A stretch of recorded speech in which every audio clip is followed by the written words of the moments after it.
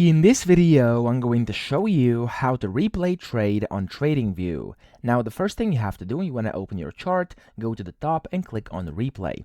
Now here, as you can see, I'm going to click on start new, and then it's going to say replay trading down here at the bottom. So if I pull this up, you can see, there we go. Here's going to be your data.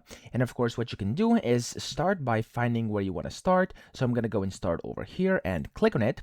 And there we go. It's going to start replay over here. And I can now go and play this like that, and then stop it whenever I want. I can go and hit the buy or sell button or click the trade button up top, which will allow me to replay trade. And then of course you can select sell or buy, and you have a bunch of different types of orders. Select the one you want. I'm just going to use the market and I'm going to click on buy. There we go. And then as you can see, I'm successfully replay trading. So I can now just go ahead and basically play on, and just like that. For example, I'm going to wait. There we go. And I'm going to, let's just say I want to sell over here. There we go. I'm going to sell. Okay. And I'm going to play again. And of course you can hop through, so this is going to go forward one candle over here, and of course you can place trades whenever you want, like that.